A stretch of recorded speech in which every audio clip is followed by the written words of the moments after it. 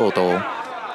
桃园市甲新竹县的湖口乡有4个钟头停水，因为目前台水公司伫龙潭在做水管的改善工程，上久会停水39点钟，停到明仔载下晡3点，大约有45万户会受到影响。也毋过，拢有提早通知民众先欠水备用。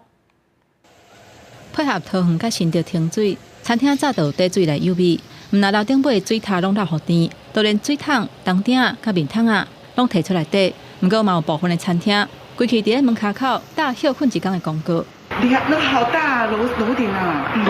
那时候是吃的，啊，这边是用来洗碗洗抹布。因为停水也会造成作业上的不方便，所以我们就选择电休。然后我们还是储备一些水，怕礼拜二早上来的时候没有水。工程当地的时间，台水公司第2区管理处当地做龙潭3溪原水站原水管改善等5项工程。包括桃园市、新竹县湖口乡4个乡镇，差不多45万户受到影响。按算为15翻点过，到16下晡3点会停水，上长停水的时间是39点钟。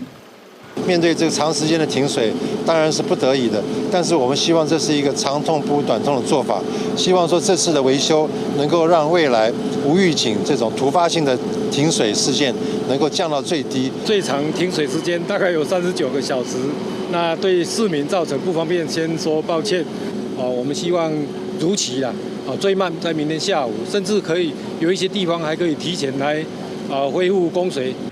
台水公司事先公告停水，也有减压供水的区域，嘛提醒民众伫咧停水的期间，爱甲抽水莫大的电禁起来，因为即届有事先提醒，毋是向向停水，大部分的民众嘛拢有做好准备。不过为了降低民众的不便，台水公司甲市府嘛有伫咧停水的区域设置70个饮用水的供水站，也有200多搭非饮用水的供水站。记者综合报道。